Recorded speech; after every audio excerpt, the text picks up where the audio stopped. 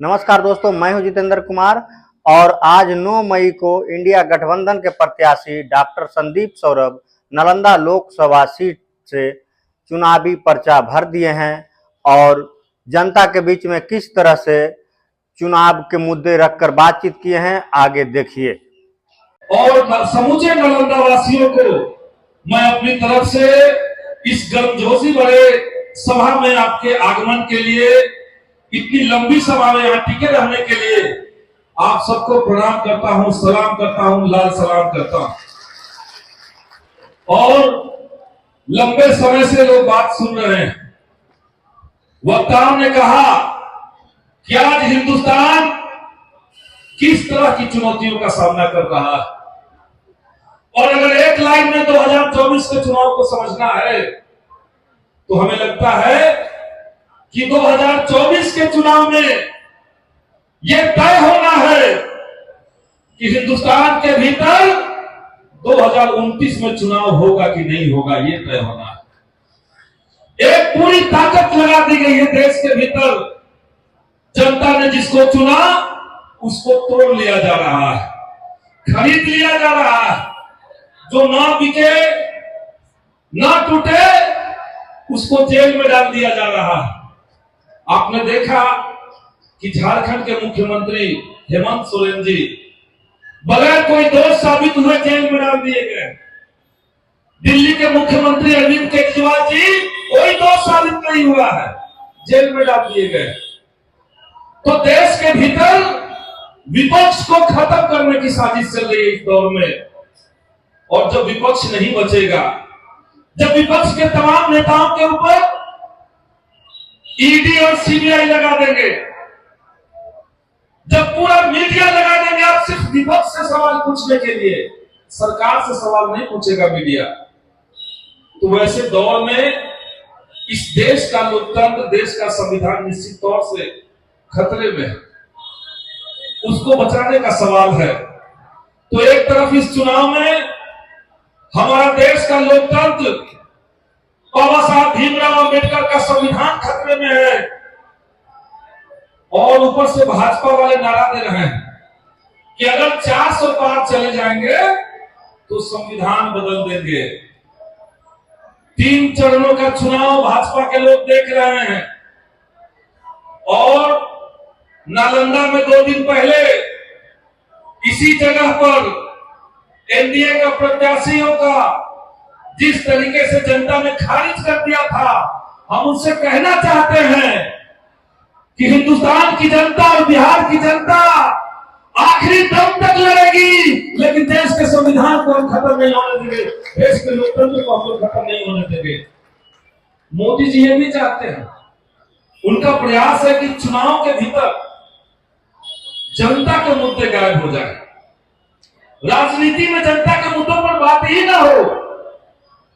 कायदे से 10 साल हो गया था सरकार का, चुनाव हो रहा, तो सरकार को चाहिए था कि 10 साल में आपने क्या किया, इसका हिसाब देते, जनता को बताते कि हमने महंगाई कम किया कि नहीं किया, युवाओं को आप बताते कि आपने रोजगार का कोई उपाय किया कि नहीं किया, महिलाओं को बताते कि उनके मान सम्मान के लिए आपने क्या किया, उनको बराबरी और हक दिलाने के लिए आपने क्या किया।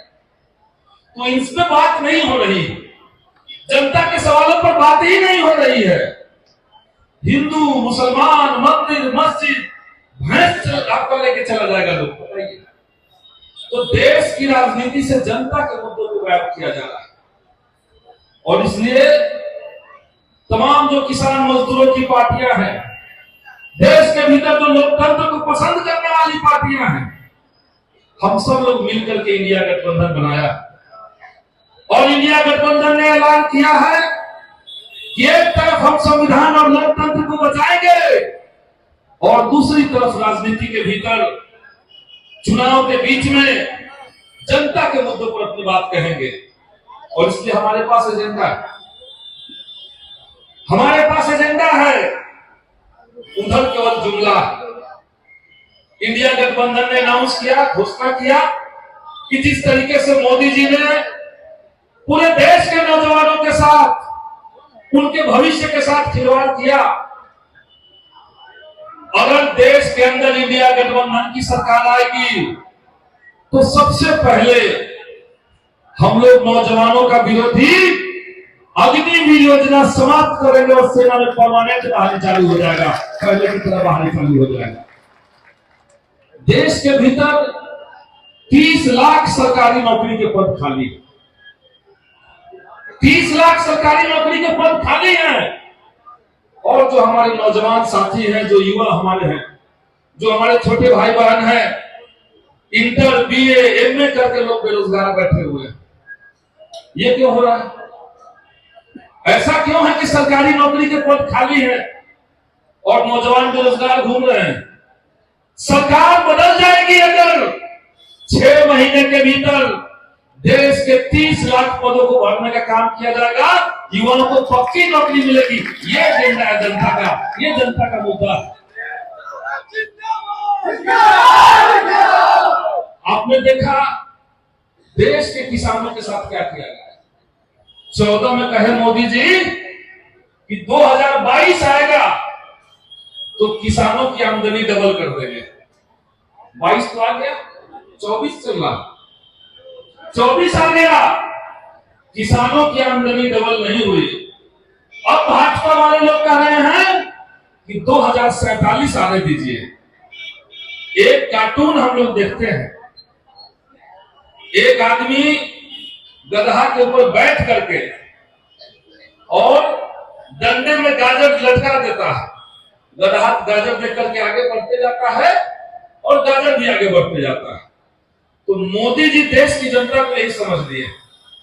2014 में कहा गया कि 22 आने दीजिए, आमदनी डबल कर देंगे, और 24 में कहा जा रहा कि 47 तक रुकिए, यानी 47 तक हमको लगातार जितवाइए चुनाव, तब जाके डबल होगा। और हो क्या रहा है? किसानों को आमदनी डबल करने के नाम पर हमने देखा कि आज नालंदा जिला में जितने हमारी नदियां हैं सब विलुप्त हो रही है, सूख रही है नदियां। नदियों से जो सिंचाई का पानी किसानों को मिलना चाहिए था, उसका संकट है। खाद के दाम आपने बढ़ा दिए, खाद का पैकेट छोटा कर दिया, डीजल पेट्रोल का दाम बढ़ गया, बिजली का दाम बढ़ गया, तो कृषि में लागत बढ़ गया। लेकिन कृषि में जो फसल का दाम होना चाहिए, उसके लिए न्यूनतम समर्थन मूल्य तय होना चाहिए, वो तो नहीं हुआ। उसमें तो बात नहीं हो रही है। किसान हमारे अगर सरकार से मांग कर रहे हैं तो उनकी हत्याएं हो जा रही है, बैरिकेडिंग हो जा रहा है। तो इसलिए इंडिया गठबंधन ने तय किया कि अगर हमारी सरकार बनेगी तो हम एमएसपी की गारंटी करेंगे, और ये मोदी वाला फर्जी गारंटी नहीं रहेगा, ये जनता वाली गारंटी रहेगी, इंडिया गठबंधन वाली गारंटी रहेगी। हमने देखा जिस गांव में भी हम लोग घूम रहे हैं, गांव देहात के लोगों में एक भारी परेशानी है, बिजली बिल का परेशानी है कि नहीं है? बिजली बिल का परेशानी ग्रामीण इलाकों में गरीब किसान मजदूर के परिवार में जाइए, सबसे बड़ी चिंता उनकी है कि हर 5 महीने में, हर 6 महीने में 10,000 का 12,000 का बिजली बिल आ रहा है। आ रहा है कि नहीं आ रहा? आ रहा है। तो बिजली बिल आ रहा है और 2 दिन बाद कोई अधिकारी आकर के बिजली का तार नोच देता है, एफआईआर कर देता है, 50,000 फाइन कर देता है।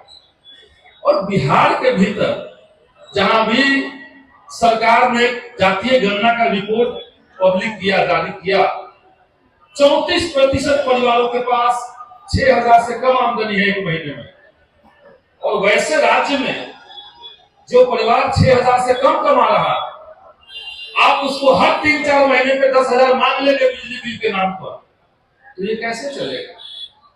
बिहार विधानसभा में हमने मांग उठाई, हमने सरकार को कहा था कि आप बिहार के भीतर जिस तरीके से पंजाब में और दिल्ली में गरीबों को बिजली मुफ्त में मिल रहा है, वैसे बिहार के अंदर भी लागू होना चाहिए। बिहार में तो ज्यादा गरीबी है, यहां तो होना ही चाहिए। नीतीश बाबू नहीं माने, उन्होंने उल जुलूल तर्क दिया लेकिन बात नहीं माने।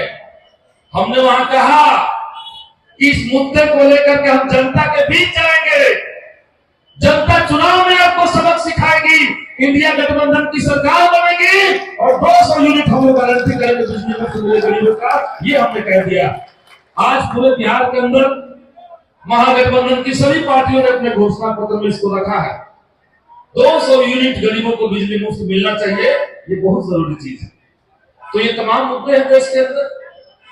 मोदी जी आज जितना छाती पीट ले, हकीकत यही है कि 10 सालों में जो देश को जिस तरीके से चलाया गया, सच्चाई है कि देश के भीतर जो अमीर थे वो और अमीर होते गए, जो गरीब थे उनकी गरीबी बढ़ती चली गई। अभी एक रिपोर्ट आया था कि मोदी का जो आर्थिक नीति है उसके बीच में देश की स्थिति क्या है। भारत के 22 अमीर लोगों के पास इतनी संपत्ति इकट्ठा हो गई है जितना संपत्ति देश के 70 करोड़ जनता के पास है। ऐसे देश चला रहे हैं। 70 करोड़ जनता की संपत्ति की बराबरी 22 अमीर लोग कर रहे हैं। किसी को आपने कितना अमीर बना दिया। आप गरीबों का टैक्स लूट रहे हैं, गरीबों को महंगाई में धकेल और पूरा पैसा समेट करके कुछ हाथों में दे रहे हैं। इंडिया गठबंधन ने तय किया है, देश के भीतर गठबंधन की सरकार अगर बनती है, इंडिया अलायंस की सरकार बनती है, तो पूरे भारत के अंदर जो गरीब परिवार हैं उनको चिन्हित करके हर गरीब परिवार से एक एक महिला को रक्षाबंधन के दिन सरकार 1-1 लाख रुपए देने का काम करेगी, ताकि जो आर्थिक असमानता है ये खत्म हो। गरीबी जो है उसको मिटाना पड़ेगा, और गरीबी मिटेगा रोजगार दे करके, गरीबी मिटेगा गरीबों की मदद करके, उनको हक अधिकार दे करके, हिंदू मुसलमान करके नहीं मिटेगा।